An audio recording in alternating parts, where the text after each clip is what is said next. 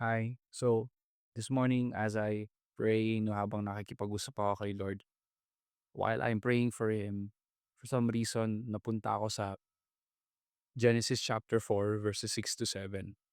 I felt like meron siyang sinabi sa akin. And ito yung, basahin ko lang po sa inyo yung verse, no? Sabi dito, sabi ni Lord kay Cain, verse 6, "Why are you so angry?"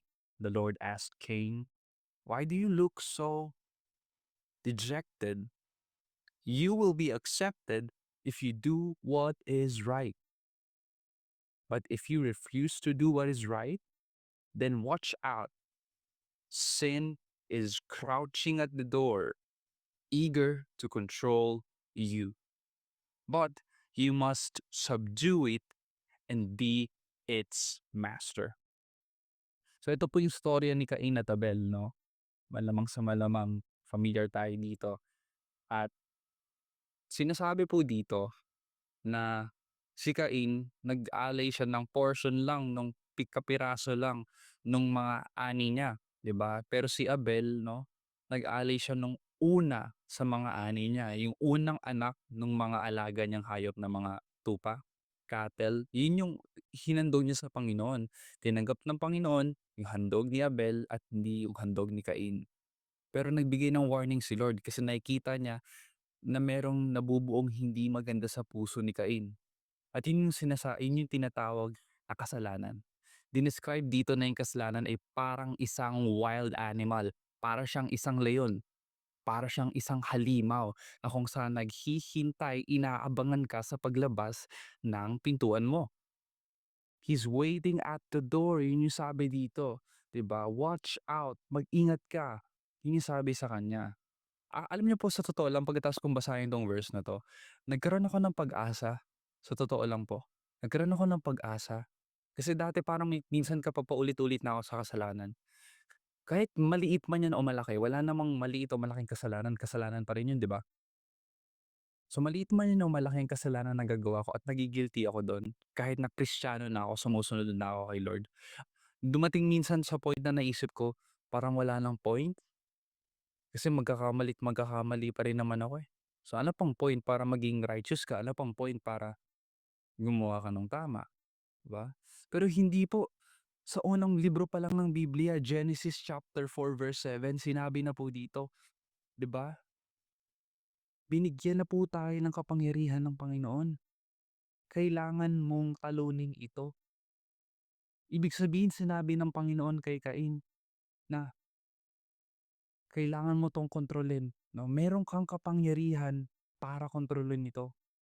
So ang kasalanan po, lalo na ngayon sa atin na mga hinirang ng Diyos, sa atin na mga Kristiyano, sa atin na kung saan si Jesus ay tinanggap natin at ang banal na Espiritu Santo ang nananahan sa atin. Meron po tayong lakas, meron po tayong kapangyarihan para mag-rule over sa kasalanan, 'di ba?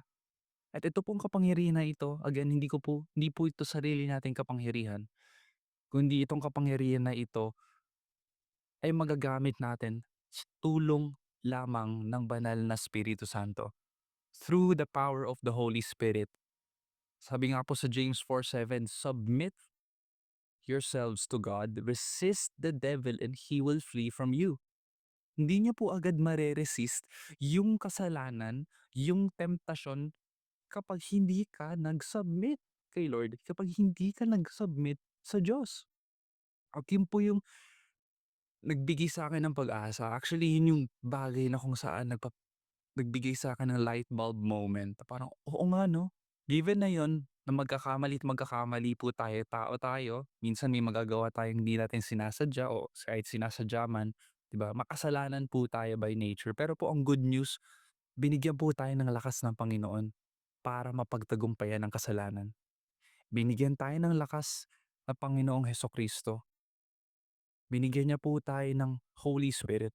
Sabi nga po sa salita niya, "For where the Spirit of the Lord is, there is freedom." Lahat po tayo ay pinalaya na ng Panginoon. Sabi ko nga po dun sa unang video, no? Ito pa, yung ginawa po ni Jesus, para siyang ultimate exodus para sa atin.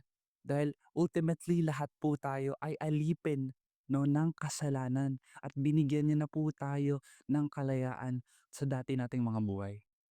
Kaya ngayon po, I want you to have this, I want you to declare this, no? You can type it on the comments, pwede mong i-type, sabihin mo diyan, I am free, pinalaya na ako ng Panginoon.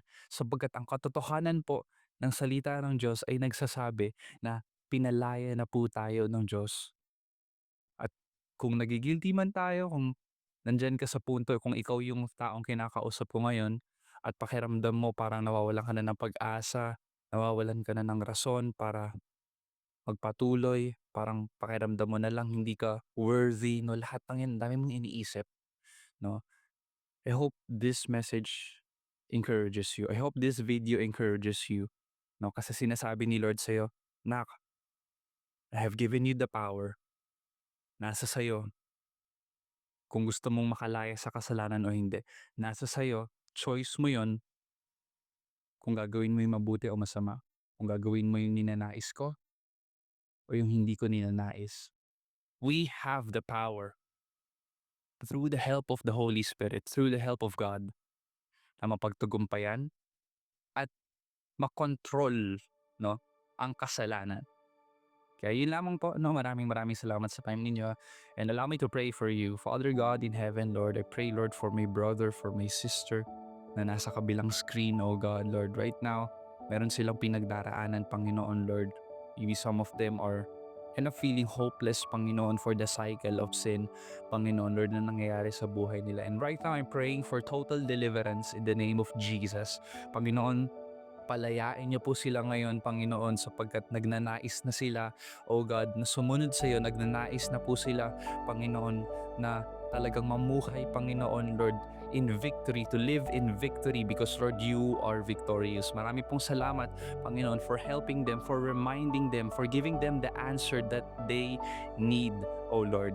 And right now, I declare that the day of freedom is finally arrived through Jesus Christ. Maraming pong salamat, Panginoon, as they put their faith in you, Panginoon. Huwag mo silang biguin, Panginoon, Lord, for your plans are not for their harm, but it's always for their good and for their hope and for them to have a good future, Panginoon. Maraming pong salamat. In Jesus' name I pray. Amen.